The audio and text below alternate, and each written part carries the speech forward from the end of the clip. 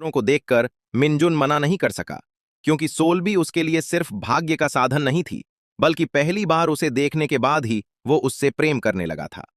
जब बटलर किम ने मिंजुन को सोल्बी को बाहर ले जाते देखा, तो उसने तुरंत रोकने की कोशिश की। उसे डर था कि अगर सैम जंग को पता चला तो सजा मिलेगी। लेकिन मिंजुन ने कहा कि अगर वो चुप रहेगा तो किसी को पता नहीं चलेगा, और वैसे भी उसके पिता इस समय दुबई में हैं। इसके बाद मिंजुन सोल्बी को एक शानदार खुले रेस्तरां में ले गया। उसने उससे कहा कि वो अपने पिता से अलग है और एक दिन उसे आजादी से बाहर रहने देगा। मिंजुन थोड़ी देर के लिए एक परिचित से मिलने चला गया। उसके जाने के बाद सोल्बी ने सुकांग को रेस्तरां में मछली पहुंचाते हुए देखा। हालांकि उसे पहले से पता था कि वो जिंदा है, फिर भी अपनी आंखों से उसे देखकर सोल्बी बहुत खुश हुई। उसके होठों पर लंबे समय बाद मुस्कान वापस आ गई। वापस आने के बाद सोल्बी ने अपनी मां को सुकांग के बारे में बताया और कहा कि वो उसके साथ रहना चाहती है। अपनी बेटी की खुशी के लिए मिसू ने उसकी मदद करने का फैसला किया। मिसू ने अपनी शक्ति का इस्तेमाल करके सही मौके का इंतजार किया। मौका तब आया जब बटलर किम खाना परोस रहा था। मिसू ने जानबूझकर उसके हाथ पर गरम चाय गिरा दी ताकि वो अपने दस्ताने उतार दे। फिर उसने तुरंत उसका हाथ पकड़ लिया और उसके सीने का रत्न चमक उठा। उसने बटलर किम को सम्मोहित कर दिया और उससे कहलवाया कि सचिव चा ने उन्हें बाहर जाने की अनुमति दी है। सम्मोहित होने के बाद बटलर किम उन्हें जल्दी से बाहर ले गया। दोनों सफलतापूर्वक होटल के मुख्य द्वार तक पहुंच गए। सामने पर्यटकों का एक समूह था। मिसू ने जल्दी से सोल्बी को टोपी पहनाई और उसे उस समूह के साथ बाहर निकलने को कहा। पीछा करने वालों की आवाज पास आती जा रही थी। सोल्बी ने जल्दी से अपनी मां को अलविदा कहा और चली गई। उसके जाते ही मिसू बेहोश हो गई। सोल्बी होटल से बाहर निकली और अचानक उसने मिंजुन को देख लिया। वो तुरंत पास की एक गाड़ी में बैठ गई। चालक ने जब उससे पूछा कि कहां जाना है, तो उसने अपनी शक्ति का उपयोग करके सुकांग के स्थान के बारे में थोड़ा सा बताया। दूसरी तरफ सुकांग एक बुरे सपने से जागा। सामने अंधेरा आसमान देखकर उसे लगा कि आज का दिन भी बुरा ही होगा। जब सोल्बी उसके सामने आई तो उसे यकीन हो गया कि उसका अंदाजा सही था। सुकांग उसे देखना नहीं चाहता था और उसने उसे जाने के लिए कहा, लेकिन सोल्बी ने कहा कि उसके पास जाने के लिए कोई जगह नहीं है। तभी गाड़ी का चालक उसके पीछे आया और बिना पैसे दिए जाने के लिए उस पर चिल्लाने लगा। यह सुनकर सोल्बी ने एक सोने का कंगन निकाला, लेकिन चालक ने केवल पैसे ही मांगे। सोल्बी ने उलझन में सुकांग की ओर देखा, इसलिए उसे मजबूरी में पैसे देने पड़े। जब उसे पता चला कि किराया 1,50,000 है, तो उसे लगा कि चालक धोखा दे रहा है। चालक ने कहा कि वह पूरे शहर में उसे ढूंढता रहा, इसलिए किराया ज्यादा है। आखिरकार सुकोंग ने लाचार होकर पैसे दे दिए। पैसे देने के बाद सुकोंग गुस्से में अंदर चला गया और सोल्बी बाहर खड़ी रह गई। बाजार के लोगों ने उसे देखकर सोचा कि वह उसकी प्रेमिका है। तभी एक औरत मछली खरीदने आई। सुकोंग खुशी खुशी बाहर आया, लेकिन उस औरत ने गलती से सोल्बी का हाथ छू लिया और उसका रत्न चमक उठा। सोल्बी ने उसे मैकरल की जगह टूना खरीदने को कहा। औरत ने उसकी बातों को बेकार समझा और सोचा कि वो ठीक नहीं है। औरत के जाने के बाद सुकोंग को पता चला कि वो अपनी छतरी भूल गई है, तो वो उसके पीछे चला गया। उसके जाते ही सोल्बी को जमीन पर एक बैंक का कार्ड मिला। वो उसे उठाकर उनके पीछे भागी, लेकिन तभी एक आदमी ने उसे रोक लिया। सोल्बी सुंदर चीजों की ओर आकर्षित हो रही थी, लेकिन उसके पास पैसे नहीं थे। यह सुनकर उस आदमी ने उसके हाथ में पकड़े कार्ड की ओर इशारा किया और फिर एक बैंक के चिन्ह की तरफ दिखाकर कहा कि यह कार्ड सबका होता है। सोल्बी ने उसकी बातों पर विश्वास कर लिया और उसने उत्साह में बहुत सारी चीजें खरीद ली। जब सुकोंग और कार्ड का असली मालिक वहां पहुंचे, तो वे ये देखकर हैरान रह गए। सुकोंग के पास कोई और रास्ता नहीं था, इसलिए उसने अपना पैसा उस औरत को वापस दे दिया। औरत इस बात पर नाराज नहीं हुई। उसने सिर्फ इतना कहा कि वो अपनी प्रेमिका का अच्छे से ख्याल रखे, नहीं तो आगे चलकर कोई बड़ी परेशानी हो सकती है। वो औरत घर जाने ही वाली थी कि उसे अपनी बेटी का फोन आया। उसकी बेटी ने उससे कहा कि वो टूना मछली खरीदे, क्योंकि उनके मेहमान को मैकरल से एलर्जी है। ये बात वही थी जो सोल्बी ने पहले कही थी, जिससे सभी को लगा कि सोल्बी बहुत अजीब है। लोगों को डर होने लगा कि सोल्बी और सुकोंग उनके बाजार में और ज्यादा बदकिस्मती लेकर आएंगे। जब अध्यक्ष सैम जंग को पता चला कि सोल्बी गायब हो गई है, तो वो बहुत गुस्से में आ गया। उसने मिंजुन से पूछा कि क्या वो इसमें शामिल है। आश्चर्य की बात यह थी कि मिंजुन ने सोल्बी का साथ दिया। दरअसल जब सोल्बी होटल के गेट पर उससे मिली थी, तब उसने उसे देखा था, लेकिन फिर भी उसे जाने दिया। उस रात सुकांग सोल्बी को पुलिस थाने ले गया ताकि उसके परिवार का पता लगाया जा सके। वहां मौजूद नशे में धुत लोगों को देखकर सोल्बी डर गई और सोचने लगी कि अगर उसे अपना परिवार नहीं मिला तो क्या उसे उनके साथ रहना पड़ेगा। मजबूरी में सुकांग उसे अपने कमरे में वापस ले गया। सोल्बी उसके साथ रहने के लिए बहुत उत्साहित थी। उसने कमरे में एक दिलचस्प किताब देखी और खुशी खुशी उसके बिस्तर पर कूदने लगी।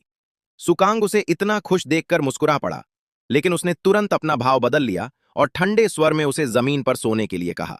आधी रात को उसे लगा कि जमीन बहुत ठंडी है, इसलिए वो उसे उठाकर बिस्तर पर ले आया और खुद जमीन पर सो गया। जब वो सोल्बी को कंबल ओढ़ा रहा था, तब गलती से उसने उसका हाथ छू लिया। सोल्बी तुरंत कुछ अजीब बातें करने लगी, जैसे तितली जैसी मछली के बारे में। सुकांग ने सोचा कि वो नींद में बोल रही है।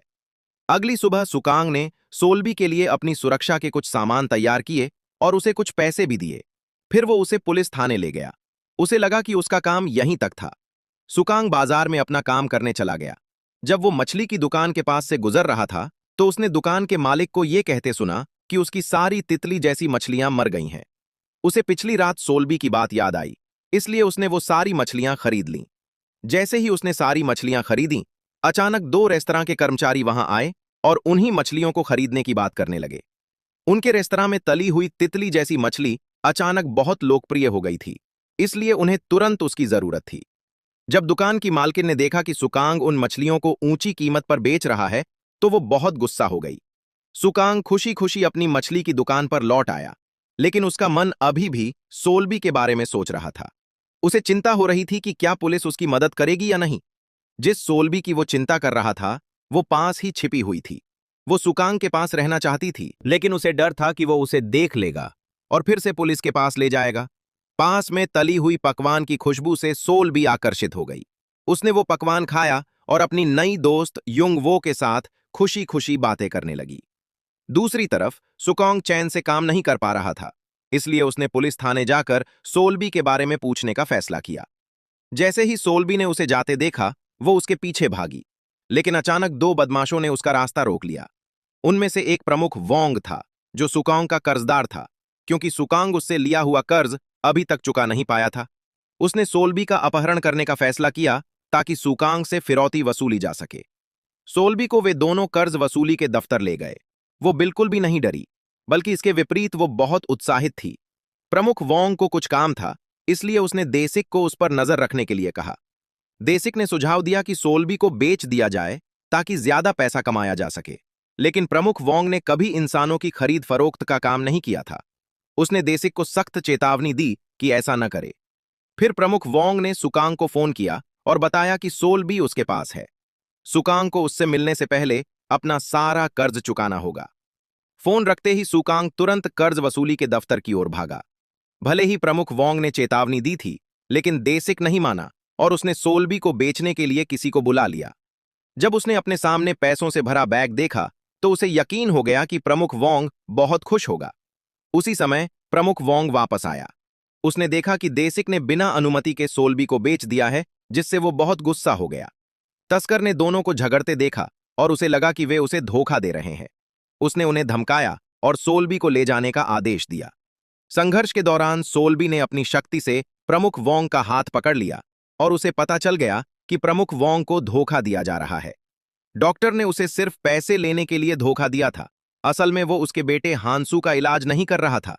सोल्बी ने बताया कि केवल वही हांसू की मदद कर सकती है। प्रमुख वोंग ये सुनकर हैरान रह गया कि उसे उसके बेटे के बारे में सब पता है। वो सोल्बी से और पूछना चाहता था, लेकिन तस्कर उसे लेकर चले गए। प्रमुख वोंग ने तुरंत डॉक्टर को फोन करके सच्चाई की पुष्टि की। जब उसे डॉक्टर की असलियत पता चली, तो उसने गुस्से में उसे डांटा। वो लगभग बड़ी रकम गंवा चुका था और अपने बेटे का इलाज भी समय पर नहीं करवा पाया था। ये याद आते ही कि सोल्बी तस्करों के पास है, वो तुरंत उसके पीछे भागा। तस्कर सोल्बी को गाड़ी में लेकर जा रहे थे। रास्ते में गाड़ी सुकांग के पास से गुजरी। सोल्बी ने उसे देखा और सीटी बजाई, जो उसने उसे दी थी। तस्कर ने यह देखा और तुरंत सीटी छीनकर बाहर फेंक दी। सुकांग ने सीटी की आवाज सुनी और पीछे मुड़कर जमीन पर पड़ी वही परिचित सीटी देखी। उसने तुरंत पहचान लिया कि सोल्बी उसी गाड़ी में है। सुकांग ने तुरंत एक साइकिल ली और छोटे रास्ते से उनका पीछा किया। कुछ देर पीछा करने के बाद वो गाड़ी के सामने पहुंचकर उसे रोकने में सफल हो गया। उसने अपनी जान जोखिम में डालकर गाड़ी के सामने छलांग लगा दी, जिससे तस्करों को रुकना पड़ा। गाड़ी रुकते ही सोल्बी ने मिर्च वाला स्प्रे निकाला और तस्कर की आंखों में छिड़क दिया। फिर वो गाड़ी से बाहर भाग गई। जब सोल्बी और सुकांग चारों तरफ से घिर गए, तभी प्रमुख वोंग वहां पहुंच गया। उसने तस्करों को रोका और दोनों को भागने में मदद की, लेकिन वो अकेला था, इसलिए उसे बुरी तरह पीटा गया। सोल्बी और सुकांग भागते भागते एक बंद गली में पहुंच गए। सुकांग को लगा कि आज वो यहीं मर जाएगा, लेकिन सोल्बी बिल्कुल शांत थी। उसने अपने दस्ताने उतारे और सुकांग का हाथ पकड़ लिया। उसका रत्न फिर से चमक उठा। उसने सुकांग को एक ईंट दी और कहा कि जब वो कहे तो उसे फेंक दे। फिर उसने अपनी शक्ति से तस्करों को सम्मोहित कर दिया ताकि समय मिल सके। मौका मिलते ही उसने जोर से चिल्लाकर सुकांग से ईंट फेंकने को कहा। ईंट गली से बाहर जाकर पुलिस की गाड़ी पर लगी। तस्करों ने पुलिस को देखा और घबराकर भागने लगे, लेकिन अंत में सभी पकड़े गए। पुलिस ने जल्दी से उन्हें थाने ले जाया। सोल्बी और सुकांग भी उनके साथ गए। अजीब बात यह थी कि सोल्बी ने यह नहीं बताया कि उसे प्रमुख वोंग ने पहले पकड़ा था। उसने सुकांग को समझाया कि प्रमुख वोंग असल में एक अच्छा इंसान है। थाने से बाहर आने के बाद सोल्बी वादे के अनुसार प्रमुख वोंग के घर गई। उसने हांसू को बताया कि किस तरह उसके इलाज का मौका मिल सकता है। इस दौरान सुकांग उसका इंतजार करता